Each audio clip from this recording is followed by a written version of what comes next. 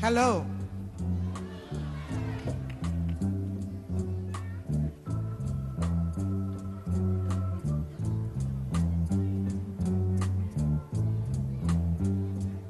My skin is black. My arms are long. My hair is woolly. And my back is strong. Strong enough to take all the pain. It's been inflicted again and again. What do they call me? My name is Aunt Sarah. My name is Aunt Sarah. My skin is yellow. And my hair is long. Between two worlds, I do belong. My father was rich and white. He forced my mother late one night. So here I am. What do they call me? My name is Saffronia. My name is Saffronia. My skin is tan, tan. And my hair's all right. It's fine. But my hips invite you, Daddy. And my mouth is like wine. Whose little girl am I? Why yours if you've got some money to buy? What do they call me? They call me Sweet Thing.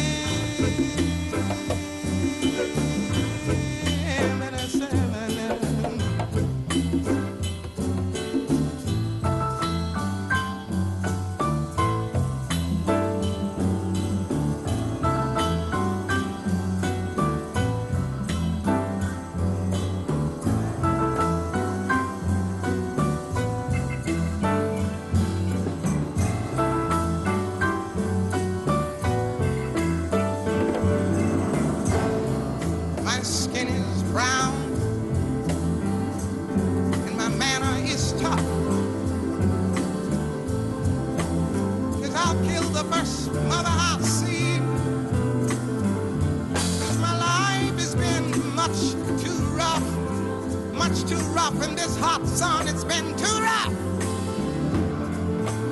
I'm awfully bitter these days because the only parents I know were slaves. Gracias a Nina Simone, una grande. Con ese tema Cuatro Mujeres, que yo siempre que tengo un ratito me encanta ponerlo. No, definitivamente le produce paz la voz de Nina Simone, incomparable. A ver si la gente en el mundo se tranquiliza un poco escuchando y viendo a Nina Simone. Les vamos a mandar a los hinchas de la Eurocopa. Sí. Sí, insufrible. Está pesado. Pesada está la cosa. Esta semanita se va a venir con todo. Y la música hay que hacer musicoterapia cuando haces sobre todo un programa de política internacional. Julio Peñalosa también necesita musicoterapia en Último Round, que programa ahí la musiquita para tranquilizarse un poco antes de desatar todo su ácido sulfúrico. Con todo respeto, don Julio, un abrazo. Vamos a ver si, perdón, nos conectamos a Buenos Aires. ¿Está Mariano por ahí? Shh. Hola, Mariano. ¿Me escucha? Lo escucho. Lo vemos y lo escuchamos. ¿Cómo le va? Ah, bueno, qué lindo que empezar con la gran Nina Simone, esa cantante, compositora y pianista estadounidense de jazz, blues, rhythm and blues, Tool. Que además tenía una... falleció hace ya... Sí. Que tenía Sí. una fuerte participación en la lucha por los derechos civiles, muy potente. En el video al principio se ve, todos los espectadores que estaban eran afroamericanos ahí, no había ningún rubiecito. Sí, efectivamente, ¿no? Y además, ella cuando se va ella se va muy rápido de Estados Unidos. En el 70 tiene muchísimos desacuerdos con sus agentes en temas comerciales, también con la agencia de impuestos, y se fue dando una fuerte impronta y de denuncia contra el racismo en Estados Unidos. Así es, fue así es. muy clara en esa postura, y falleció creo que hace 10, 15 años en Francia. Ella se fue de Estados Unidos, ya a partir de los 70 vivió poco en ese país. El 21 de abril del 2003, para ser exactos. Yo siempre digo que me 2000. hubiera casado Sí, en con abril. Nina Simone. En abril del 2003 fallece Nina Simone en Claro. Carritos, Francia. Bueno, vamos a empezar con la información. Otro día hacemos el programa de música. Vale, musicoterapia le vamos a poner. Por favor. Habría Miguel que hacerlo todas las noches a las 12. Miguel Abuelo, a ver si uno de esos días se le ocurre. Ahora por que no favor. venga Peñalosa a musicoterapia porque nos arruina la paz y la tranquilidad. La onda de paz. Ahí está, se escuchó, ¿no? ¡Sáquenlo la seguridad que me pone muy nervioso! Bien, ¿Te escuchó hasta Buenos Aires, esa Peñalosa? sí, se altera cuando Sensible. cuando lo citamos, porque decimos grandes verdades sobre él, sobre su farsa mediática que hace a las 10 de la noche. Pronto... Bien, ahí se está riendo del otro lado, es todo en tono de broma, no se enoje, no se enoje. Bien, empezamos a hablar de noticias, por favor, vamos a hablar un rato de la OEA, porque se puso en candela la cosa con el tema de Venezuela Gringolandis. Sí, y bueno, ha habido muchas cosas que en esta cumbre se han hablado y que definitivamente han pintado de manera positiva para Venezuela. Y lo que no terminamos de entender es cuando decimos Gringolandis decimos Almagro, porque Almagro se transformó lamentablemente en un agente de los intereses geopolíticos de Washington, cosa que ha llamado mucho la atención en toda la región, incluso evidentemente ha llamado la atención en el propio seno de la OEA que haya tomado una actitud personal en contra del presidente Maduro y el proceso político venezolano. Por lo que la noticia es que en la OEA le pusieron un freno. ¿Y qué freno? ¿Y qué de, freno? Y de la manera como se lo han puesto, y el tema de los delegados y representantes de, sobre todo la parte caribeña, ha sido muy fuerte esta vez en la OEA y le ha puesto un estate quieto un ratito. Fíjate la noticia, la reporta la Deutsche Welle, la cadena estatal alemana. Un duro revés para el secretario general de la Organización de los Estados Americanos, el uruguayo Luis Almagro. Al cierre de la Asamblea General en Santo Domingo, una mayoría de 19 votos a favor y 12 en contra aprobó la solicitud de Venezuela de evaluar la actuación del máximo representante. Una votación histórica, según la canciller venezolana Delcy Rodríguez, que contó entre otros con el respaldo de Nicaragua y Ecuador. Hemos solicitado que se siga evaluando en el Consejo Permanente la actuación desmedida del secretario general, no solamente contra Venezuela. Mostramos pruebas impecables de cómo el comportamiento del secretario general está completamente parcializado por la oposición que pretende el derrocamiento del presidente Nicolás Maduro. Si bien la Asamblea General de la OEA discutirá si aplica la Carta Democrática a Venezuela el 23 de junio próximo, el éxito diplomático de Caracas agrega cada vez más dudas a que la voluntad de Luis Almagro sea aceptada. Y bien lo decían, el éxito diplomático de Venezuela ha planteado precisamente a estas declaraciones del presidente Nicolás Maduro. Veamos y escuchemos. Creo que es el fracaso más grande que haya tenido secretario general alguno en todos los años de la historia de la OEA. Si Almagro tuviera un poquito de conciencia y dignidad, que no la tiene, renunciaría inmediatamente, porque ayer le hicieron fue un revocatorio a Almagro.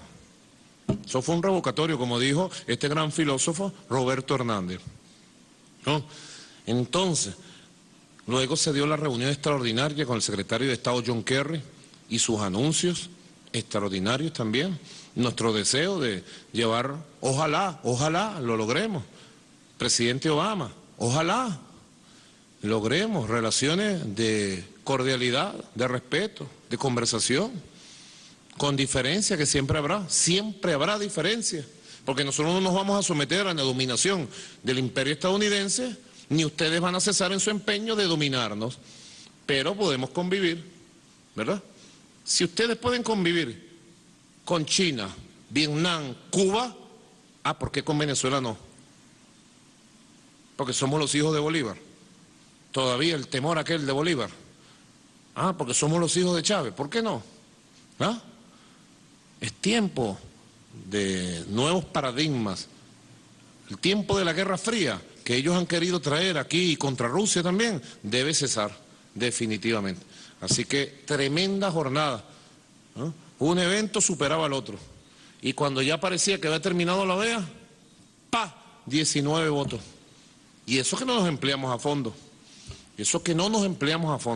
Le agradezco a todos los gobiernos, ¿no?, que por activa o pasiva apoyaron esta resolución necesaria para detener al secretario general Almagro en su intento de intervenir a Venezuela. Compañera canciller, bienvenida.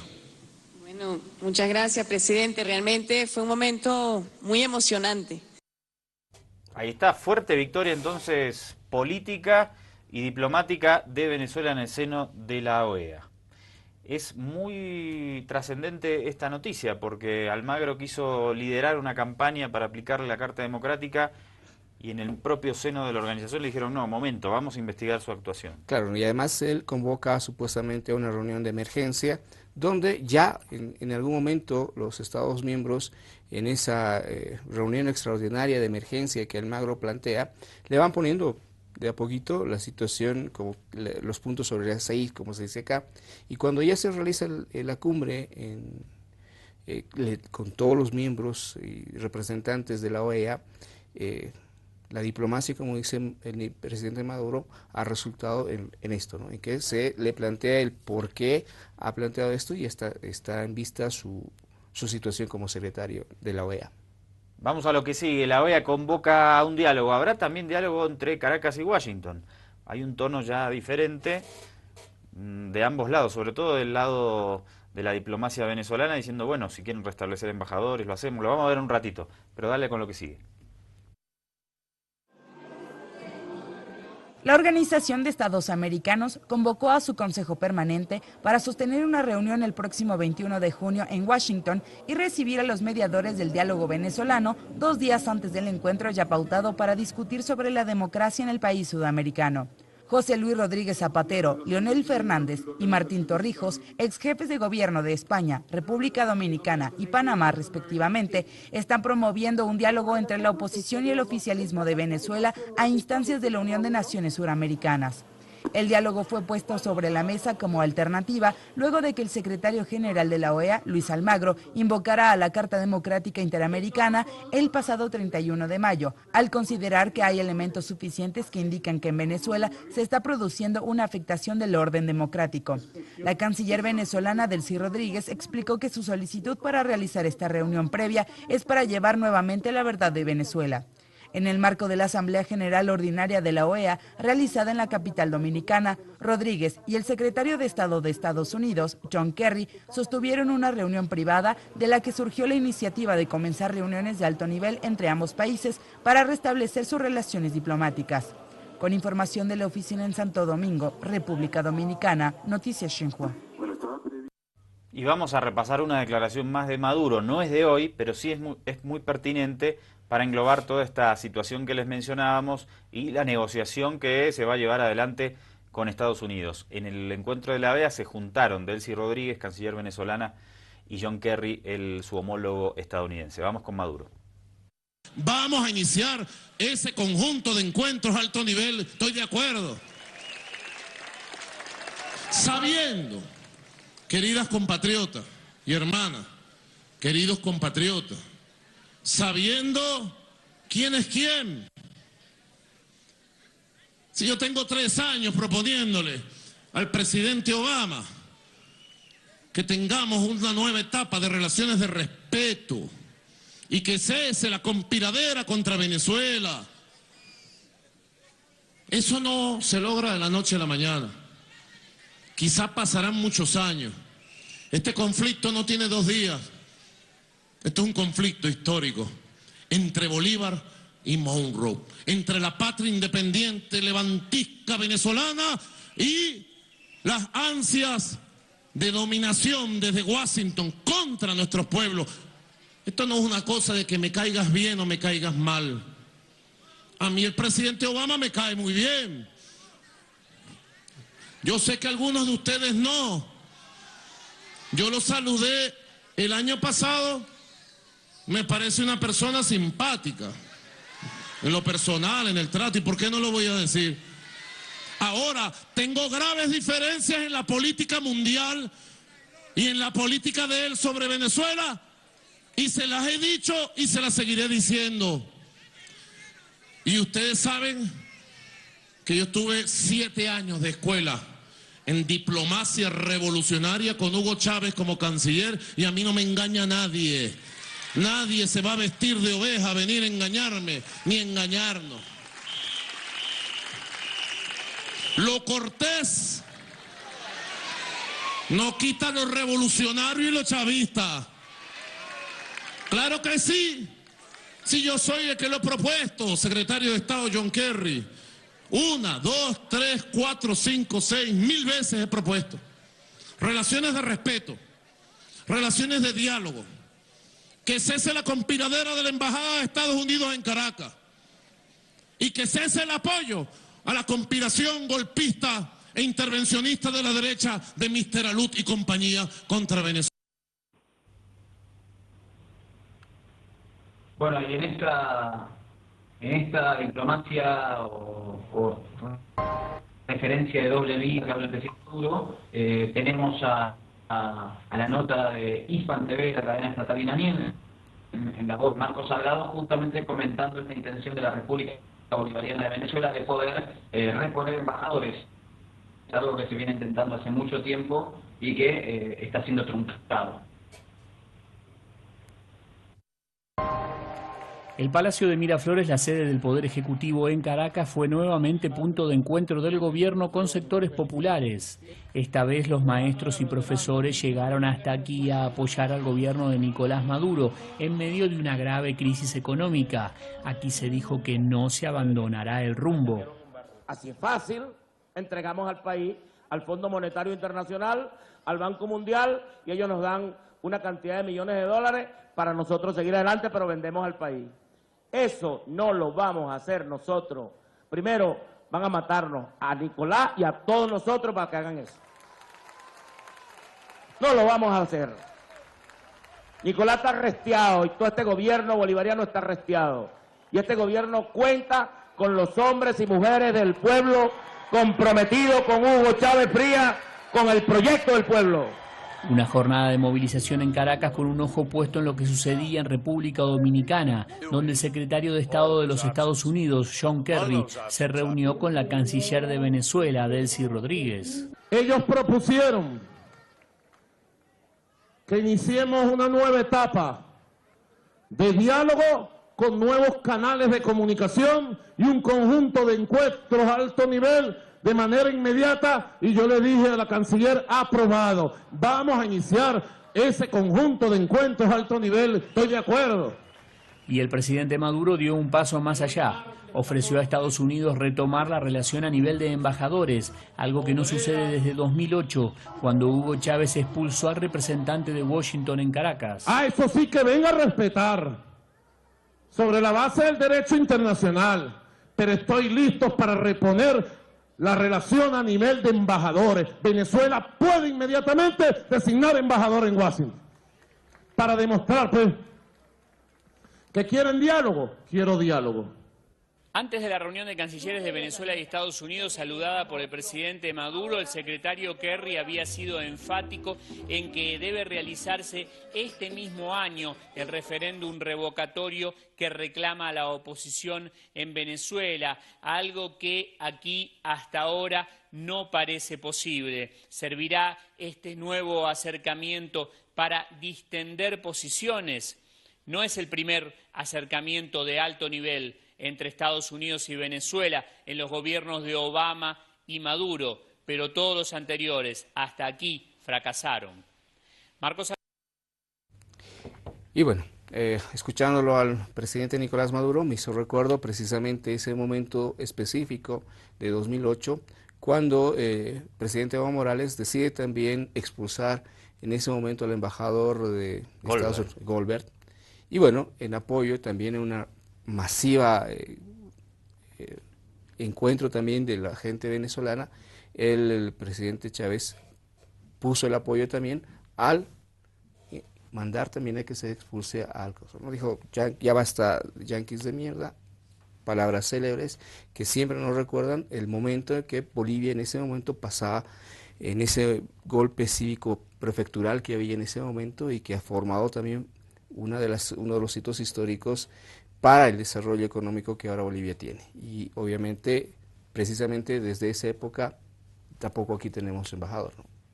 Qué interesante la cita que hace Lord Anthony, un momento geopolítico muy diferente, ¿no es cierto? Mariano está ahí, ¿no?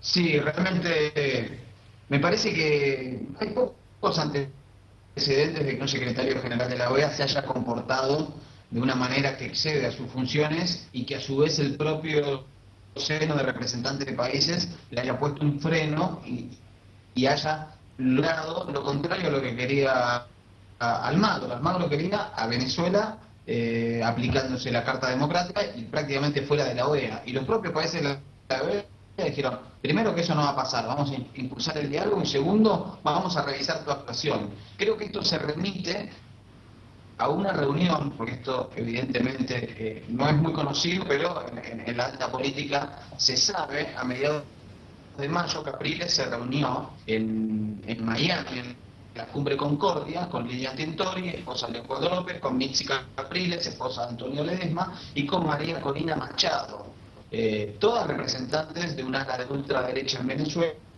y de corte golpista. Esta reunión, el secretario general Luis Almagro fue a esta Cumbre Concordia que fue en Miami el 12 y 13 de mayo y auspiciado por el Miami Dade College, por la American Society, por el Council of America, por Univision. Se reunió con representantes de la derecha. Está realmente Almagro haciendo una acción de desestabilización desde un cargo en el cual lo que debe hacer es bregar por la integración en el continente americano.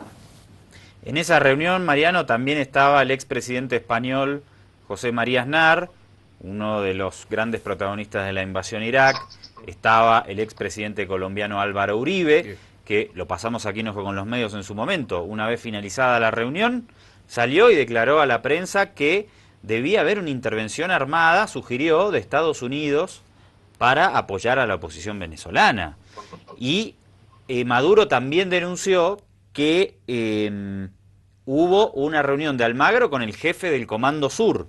Y también trascendió en estos días, yo le quiero leer unas partecitas, un documento del Comando Sur de Estados Unidos, de esta organización militar, Operación Venezuela Freedom 2, o sea, Operación Libertad para Venezuela. Y fíjate algunos de los apartados que pueden leerse.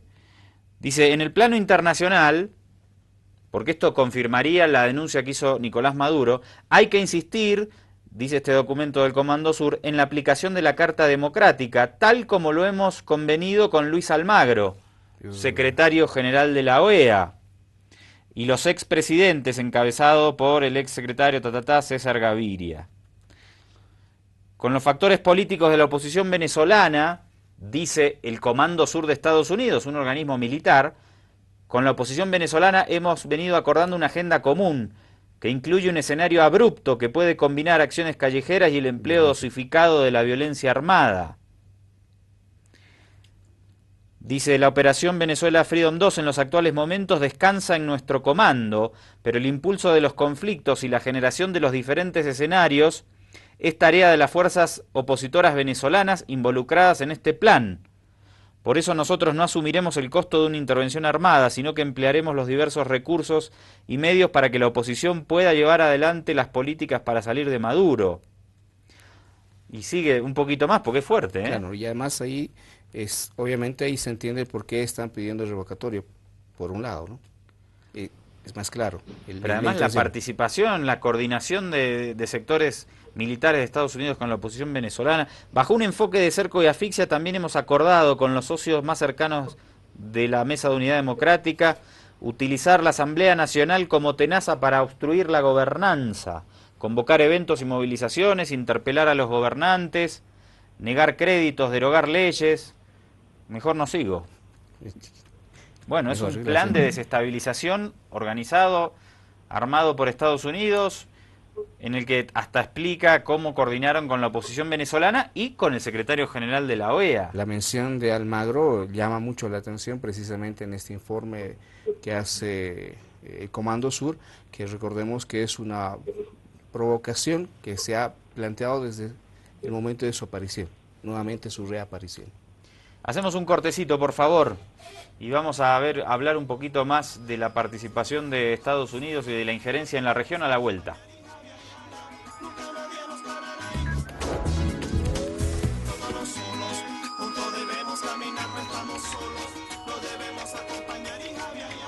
¿Cómo se lleva usted, Lor, con la restauración conservadora? Amigo, enemigo, usted, canciller, tiene que manejar... A ver, en diplomacia se tiene que uno tragar muchos sapos y a veces uno tiene que poner la carita así como vio del zorro, así. Dígaselo a Evo y al gobierno boliviano, que fíjese que no critican nada a Macri por el tema del gas, obviamente, ¿no? Obviamente. Eso es un sapito que hay que tiene tragarse. que hay que la tragarse. alta política es así. Y es así. Y bueno, y en diplomacia es el arte de decir aquellas cosas que a veces no se piensan. Y en términos diplomáticos hay que manejarse así, como que con... ¿Cómo se llama? Con pincitas. Con pincitas. Pero obviamente no es un tema que no se lo toma, se lo deja de lado, sino se lo observa, se ve y el mejor momento de poder opinar y hablar sobre el asunto. Y bueno, el presidente en sus tweets también ha hablado sobre esta situación de la OEA y lo ha hecho de una manera adecuada. Y en el tema de Macri, tarde o temprano, algún momentito se sabrá, se conocerá. Vuelvo a Buenos Aires un segundo.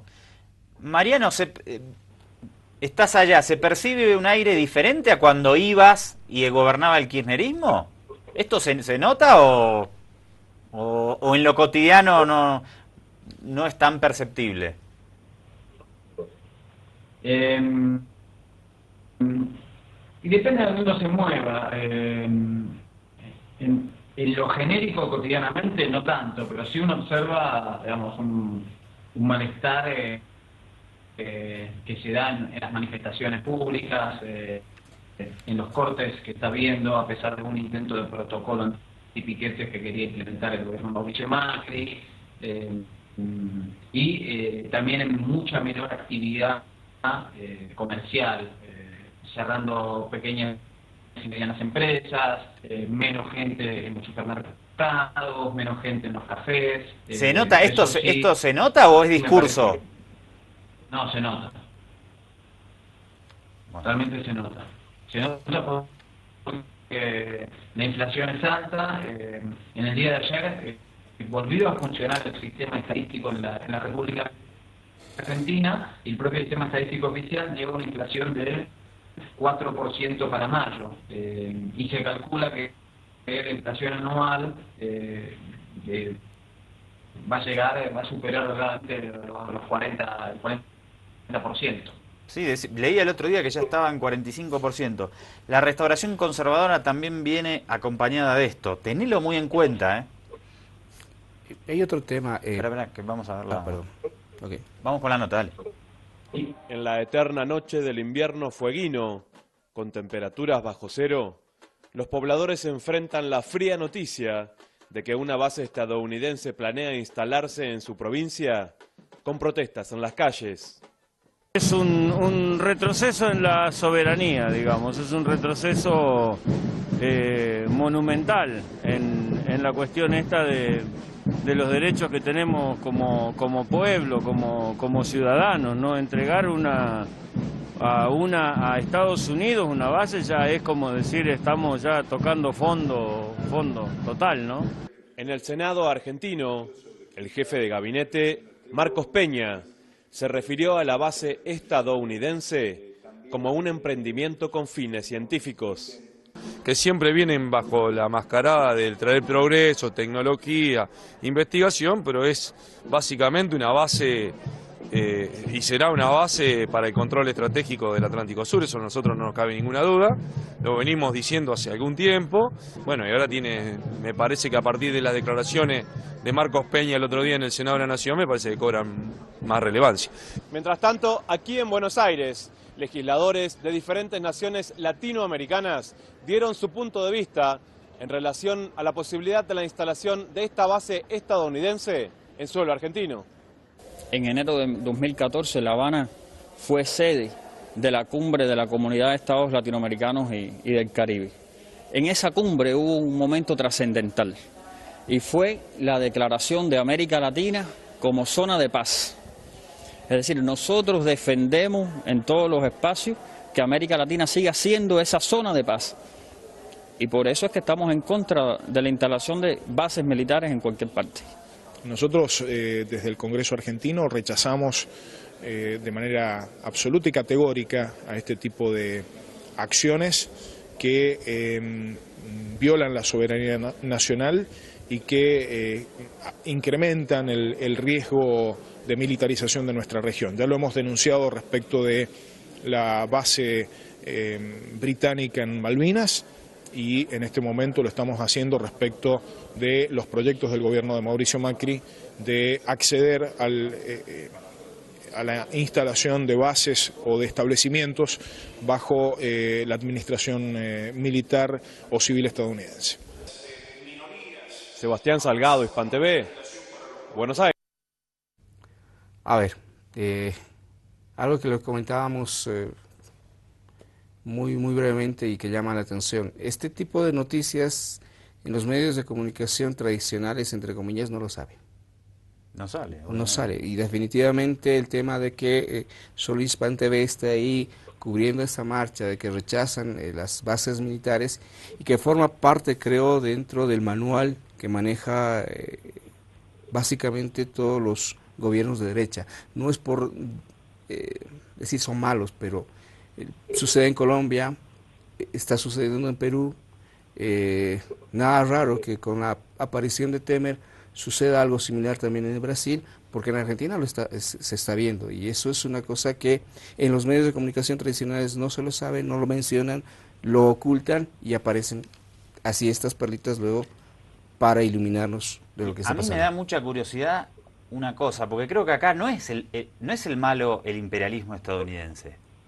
No. Es Macri. Claro, porque es Macri el que le abre la... Yo no creo ni que Obama se lo haya pedido, creo que él les dijo, ¿por qué no vienen a instalarse? No sé, no lo puedo afirmar. ¿Cómo habrá sido eso, Mariano? No, hubo... Las reuniones previas se produjeron en el Ministerio de Defensa. Apenas, ya en diciembre, apenas asumió Mauricio Macri, y el titular de defensa argentino se reunió con el embajador estadounidense.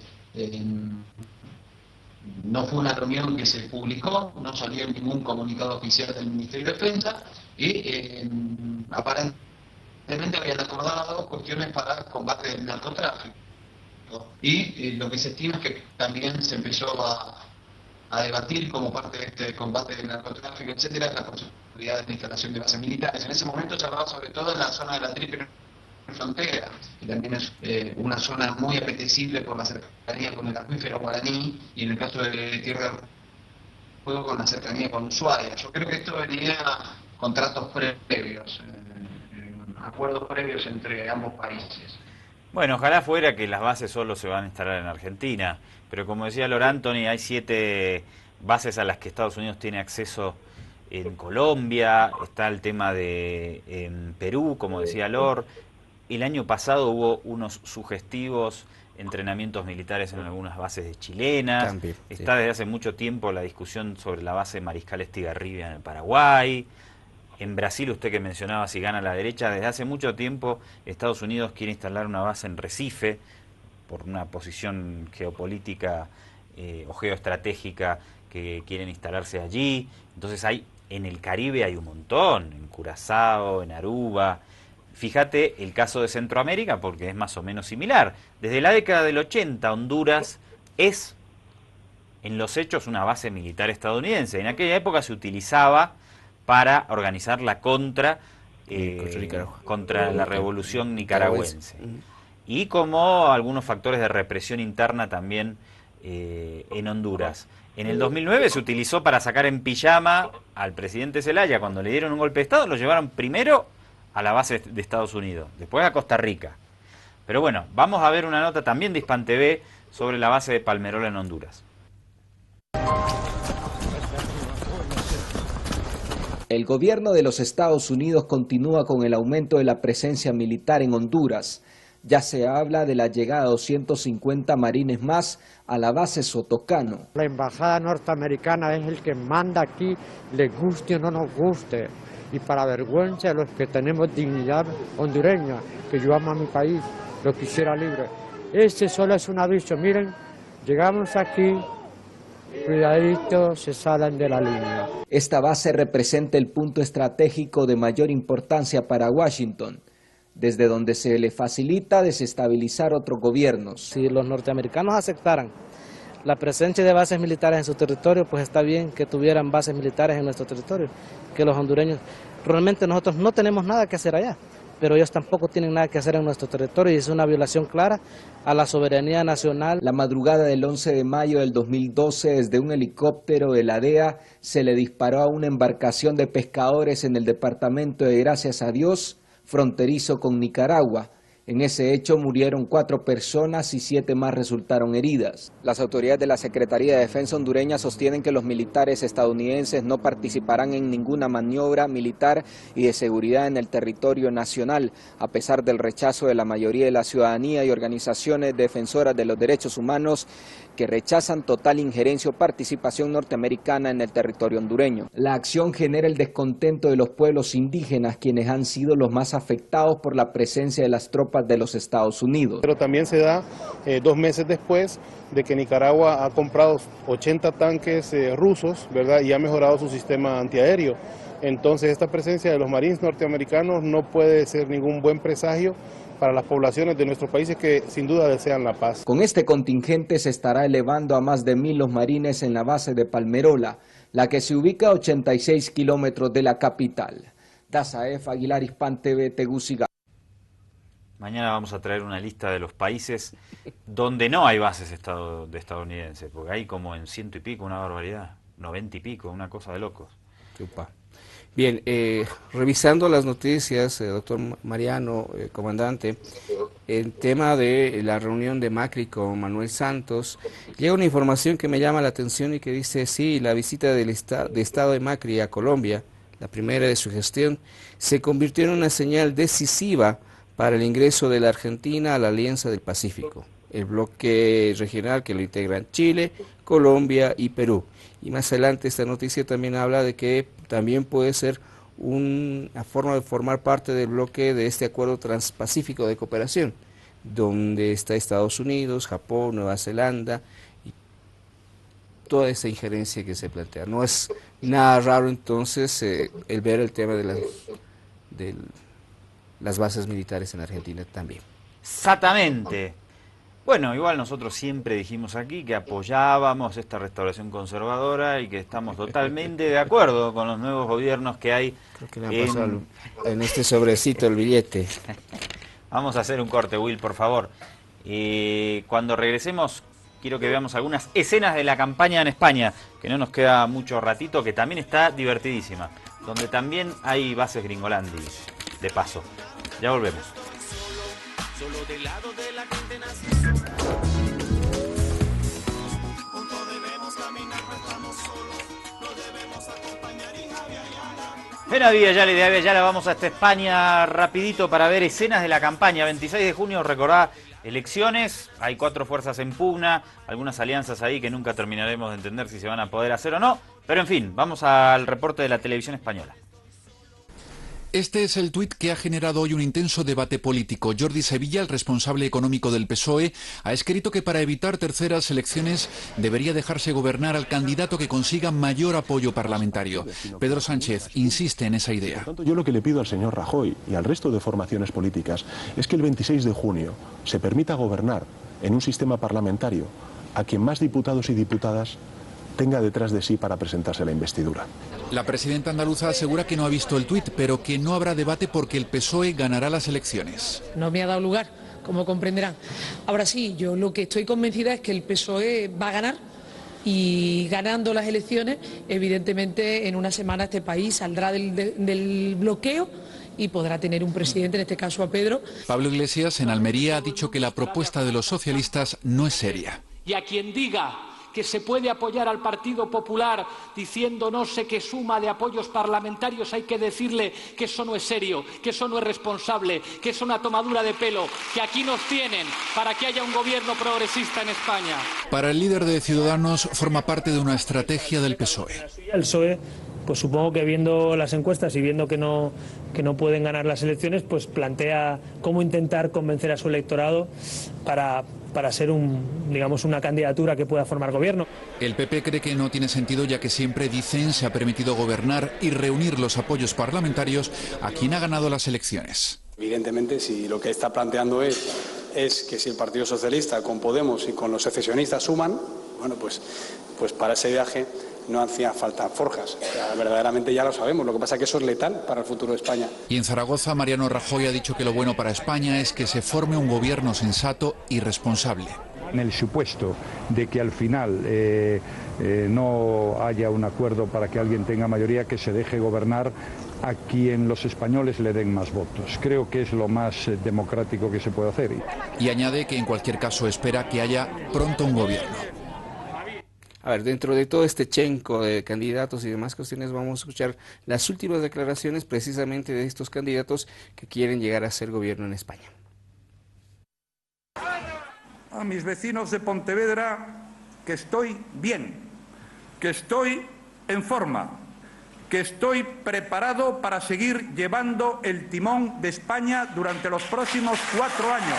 Estoy seguro de mí mismo, que sé lo que tengo que hacer, que no me mueve más que hacer las cosas bien y el interés general de todos los españoles. No estoy a la orden más que del interés general de todos los españoles. Esto es un partido, lo que no es un partido son los inventos que se crean en los platós de televisiones o los productos de marketing. Esos al final, con su inexperiencia, nos generan situaciones como las que estamos viviendo ahora en España, donde por primera vez en 40 años se tienen que repetir las elecciones porque algunos son incapaces de respetar lo que dice la gente, que es el principio democrático mínimo. Escuchaba a Iglesias, ¿no? Y dice, no, es que mi presidente favorito ha sido un socialista, pero cuando pudo votó en contra de un presidente socialista. ¿Os habéis fijado que hasta incluso Rivera ya ha dicho que no va a votar a Mariano Rajoy como presidente del gobierno? Por tanto, votar a Mariano Rajoy es un ejercicio de melancolía inútil. Voten al Partido Socialista, que garantizaremos cambio y gobierno. Todos dan la espalda a Mariano Rajoy y muchos miran al Partido Socialista. ¿Sabéis por qué? Porque nosotros defendemos la educación pública, la sanidad pública, la dependencia, la igualdad entre hombres y mujeres, empleos dignos, el salario mínimo interprofesional. Un tiempo histórico. Lo estamos tocando con la punta de los dedos el 26 a demostrarles que le podemos ganar, que podemos llenar de sonrisas y de dignidad las urnas. Adelante que podemos ganarles, que podemos ganar al Partido Popular. No queremos que Rajoy siga gobernando. Queremos un cambio de entrenador, de gobierno, de personas, de políticas. Creo que más claro no lo puedo decir. Declaraciones calienticas, ¿no? Rajoy, fíjate, cuando tiene que atacar a alguien, esto es un síntoma de lo que está pasando. Le pega a Iglesias, o sea, Obvio. segundo va Iglesias, no va a Sánchez. Llega Iglesias. ¿Cómo lo viste vos, Mariano? Y le ganan todos ahí. Sí, me parece que los candidatos reflejan el temor al crecimiento de la opción Unidos Podemos. Creo que claramente están preocupados porque por primera vez en la historia de España se pueda romper el bipartidismo entre Partido Popular y Partido Socialista Obrero Español. Creo que es el máximo temor que hoy se observa tanto en Ciudadanos, Partido Socialista como Partido Popular. Pero Rivera, que va cuarto y que todos esperamos que apoye al partido de Rajoy, al PP, dice: yo no quiero que Rajoy sea gobierno. No puedo decirlo más claro. ¿Cómo, para vos, qué significa eso? Sí, para mí es una declaración que me resulta completamente extraña, porque lo que siempre propuso Albert Rivera de Ciudadanos es hacer una gran coalición, es decir, que dejar afuera de todo al partido de Pablo Iglesias. Yo creo que esta es una declaración más que nada vinculada a que Ciudadanos va a hacer una peor elección que en la elección pasada y que sabe que pierde votantes a manos de Rajoy. Entonces necesita por lo menos recuperar esos votantes o disputarle el electorado de Ciudadanos, que no es el mismo electorado que PSOE y que Podemos. Lo que yo creo es que Rivera va a apoyar al PP, pero no a Mariano Rajoy. Va a querer que gobierne Soraya Sáenz de Santamaría u otra figura del Partido Popular, pero no Mariano Rajoy. Me da la impresión, por lo que nos venía comentando Aníbal Garzón en la semana.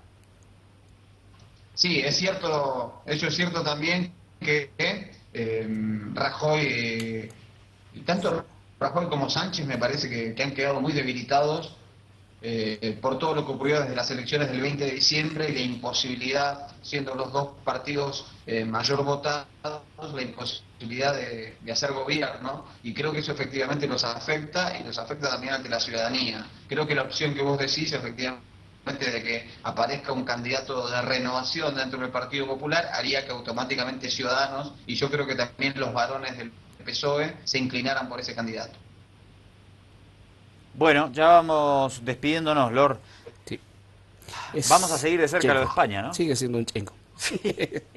A ver, ¿qué pasará? Pero bueno, lo cierto es que así calientes están las cosas en España y también en Europa. Y en Estados Unidos ni que se diga, ¿no? Difícil encontrar un lugar donde esté la cosa tranquila. Vamos a ver dónde nos vamos a vivir el año que viene. Para buscar tranquilidad, digo, deberíamos despedirnos con Nina Simone. Pero no vamos a hacer eso porque hay un lío bárbaro en la Eurocopa con los hinchas. Los hinchas, una cosa espectacular. Nosotros nos despedimos de acá, Lord. Comandante. Te dejamos a vos, Mariano, nos vamos a ir con las imágenes de la violencia y xenofobia. Te dejamos el último comentario desde Buenos Aires, Mariano. El lunes ya vas a estar acá en los estudios en vivo y en directo desde La Paz, desde los estudios de Obrajes de la Via Yala. Y bueno, te queda a vos, que sos el más futbolero, la reflexión sobre la violencia en la Eurocopa. Un abrazo grande, Marian. Y mañana no te pierdas el especial donde vamos a estar con entrar a detalle con lo que fue el debate electoral, que fue muy interesante en España, para que también vos conozcas mejor y más de cerca a los 4 candidatos. Un abrazo, Marian, hasta Buenos Aires y el cierre desde allá. Un abrazo, compañeros, y esta Eurocopa que se juega en Francia en medio de además huelgas masivas de trabajadores por una reforma laboral de Hollande.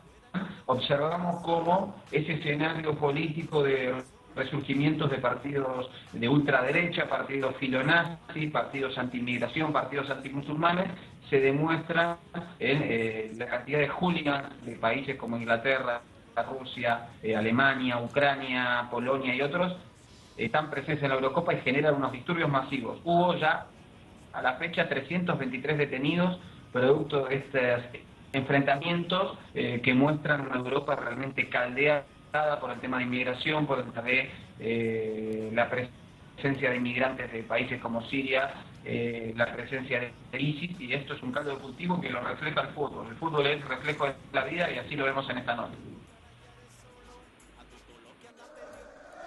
La policía francesa utilizó gases lacrimógenos el miércoles por la noche en la ciudad de Lille para dispersar a un grupo de hinchas británicos al cierre de una jornada marcada por nuevos arrestos. Buscaban así dispersar a unos 200 hinchas ingleses que se encontraban visiblemente bajo los efectos del alcohol. Tras críticas a las fuerzas del orden francesas por su actuación ante los disturbios durante la Eurocopa 2016 de fútbol, el Ministerio del Interior anunció este jueves que 323 personas fueron detenidas por hechos de violencia, robos o degradación de bienes desde el inicio del torneo. De ellas, 196 quedaron retenidas para averiguación de antecedentes, 8 fueron condenadas a penas de prisión efectiva y otras 3 a prisión en suspenso. 24 personas fueron expulsadas del territorio francés. Desde el inicio de la Eurocopa, el torneo se vio manchado por disturbios y actos de violencia, principalmente de hooligans, el mayor de los cuales ocurrió el sábado pasado en Marsella, al margen del partido Inglaterra-Rusia, que dejó un balance de 35 heridos y varios detenidos.